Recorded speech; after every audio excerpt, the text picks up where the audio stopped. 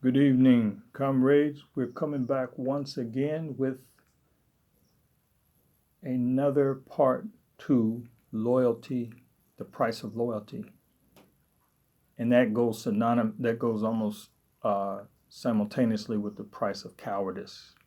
So one works for the survival of the race and one destroys.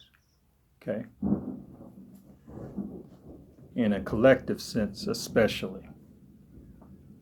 So we talked about battle-torn men and men that have gone the path the wrong way and have been entrapped like a spider traps a insect in a web, or like a bear that falls in the snare of the fowler, or a person that walks upon and treads upon a snake that's just waiting for them. Let me read something out of the 7th chapter of the book of Micah about enemies of a person's own household and the battle of trying to do what's right. Verse 1, woe is me, for I am like those who gather summer fruits, like those who glean vintage grapes. There is no cluster to eat of the first ripe fruit which my soul desires. The faithful man has perished from the earth, and there is no one upright among men. They all lie in wait for blood. Every man hunts his brother with a net, that they may successfully do evil with both hands.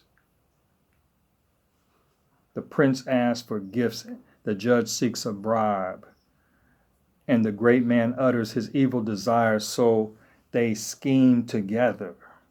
The best of them is like a briar. The most upright is sharper than a thorn hedge. The day of your watchman and your punishment comes. Now shall be their perplexity. Do not trust in a friend. Do not put your confidence in a companion. Guard the doors of your mouth from her who lies in your bosom.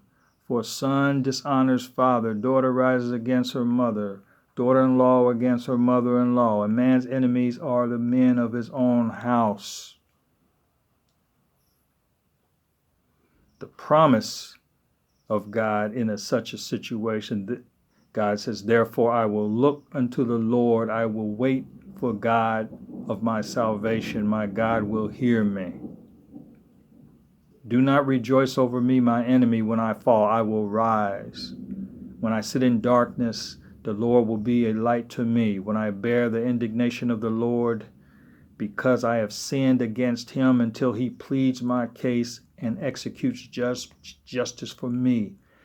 He will bring me forth to the light, and I will see his righteousness. Then she who is my enemy will see, and shame will cover her who said to me, where is the Lord your God? My eyes will see her. Now she will be trampled down like mire in the streets. And in the day when your walls are to be built, in that day the decree shall go far and wide.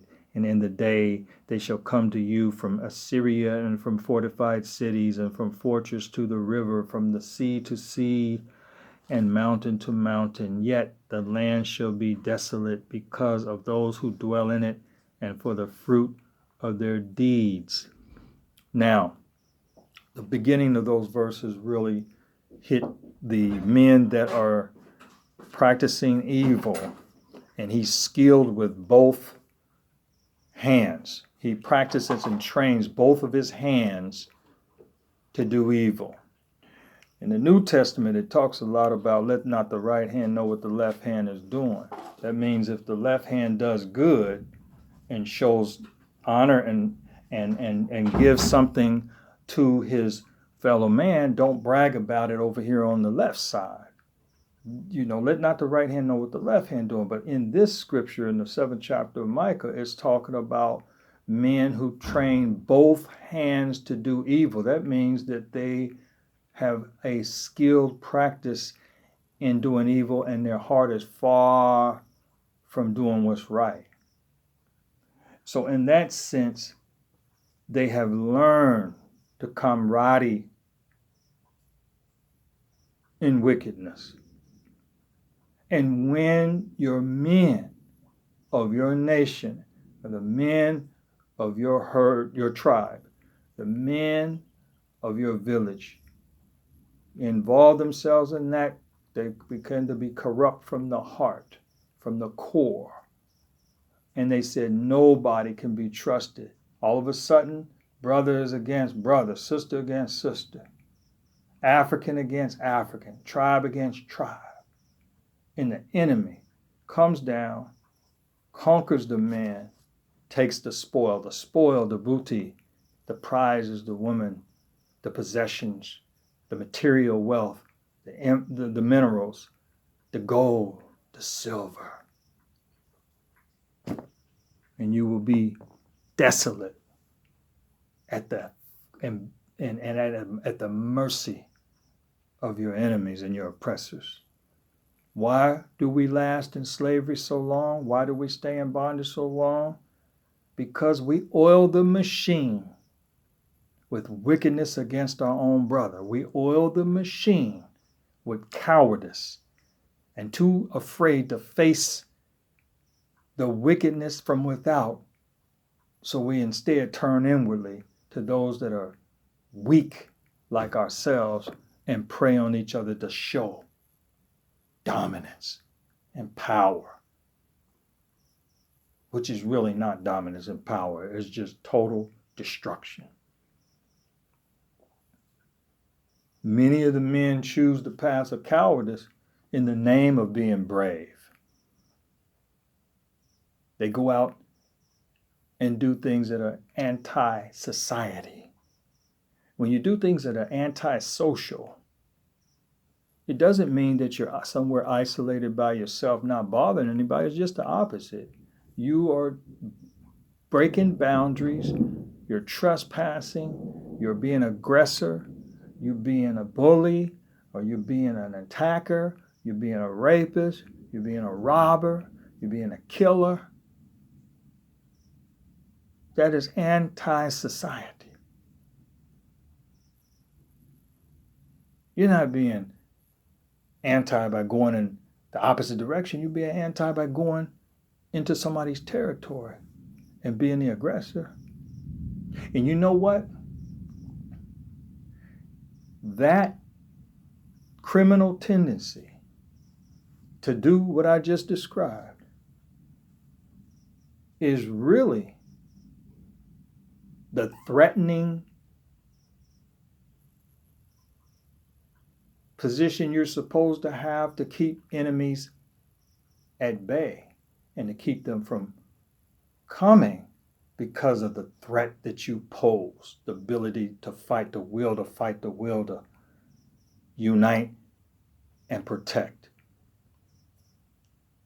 That's a natural kind of what you call divine, given naturally by nature to protect, to have the look of threat if you do wrong.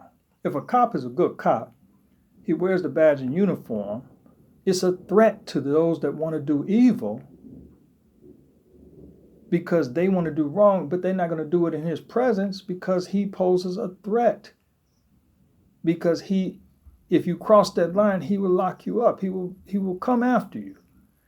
And that's the same threat you need to have for your community, for your village and your nation. That's a right kind of threat. But these men who are slave descendants like I am and colonized people, they take on the characteristics of non-threatening in order to so-called survive from oppressors. And they begin to carry out things against their own people. Uncle Tommin and bootlicking and buck dancing, shucking and jiving and Aunt Jemima, all the way to the top. And these things are weakness of a nation, weakness of a group of people. It's repulsive. And that helps the oppressor. That helps the predator. Stay on your neck because your men have buckled under and do not pose the right kind of threat to keep at bay. So what kind of men do we have filling up these prisons? Mostly threatening men. In prison, you want to be and look threatening because of the type of attacks that are going to come your way. It's the same thing with your nation and your village. The kind of, you pose a threat for the people who want to come in and do wrong. See, all this non-threatening feminizing of the men, and then the women stepping up acting like men in this role reversal is not even the way God designed it. It's not even the way it's supposed to be. So in that sense, we will continue to have chains on our neck, chains on our ankles, chains on our wrists, chains on our mind, and we will be at the bottom of every other society because we can't camaraderie and we can't be courageous and honestly deal with each other. The enemy of ours is those of our own household. Get your house in order. Because when you pass away from this life, you got to stand before the Creator, whether you believe it or not. You got to stand before the host of heaven, the host of gods, the host. And you got to give an account for why you did what you did on this earth.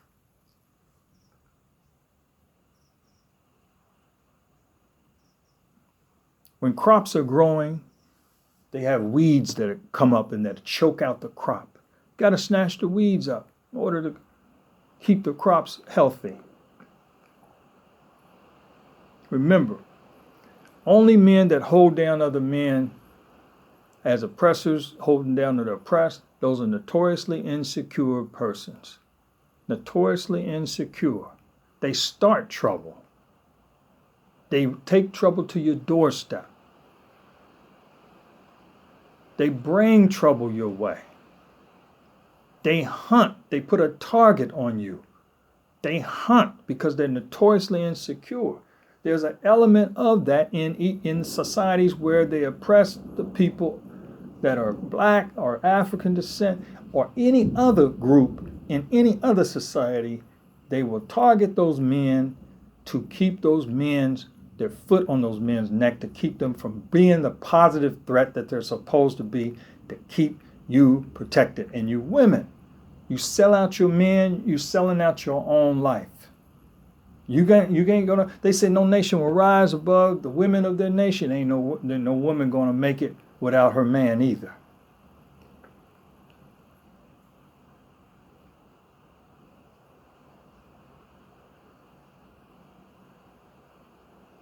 In the oppressive society and predatory systems, usually the system stands behind the majority race against the minority race.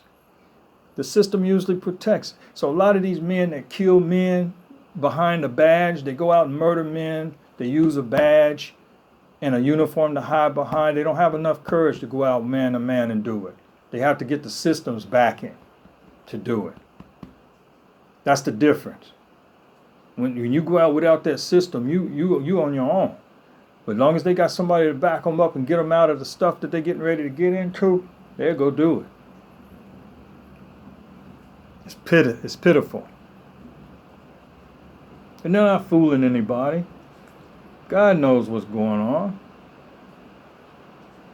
And until we begin to be loyal to each other, we will continue to be the Bible's Lazarus, begging for crumbs that come from the rich man's table when we can have a table of our own. We'll continuously be the Bible's Lazarus. No matter how many preachers get up there and tell you God does not look at color, it doesn't mean anything. You believe that as far as you approaching and trying to get your salvation, that's true. But when they target you for slavery, they looking for you. And your color will make a difference. And God has to deal with your color because man has made it an issue. It's contextual. God is concerned about color. if man has a price that you have to pay for being that color, God has to find a way to deliver you because man has made it an issue. My time is up. Hope you learned something. Peace, love, Hotep.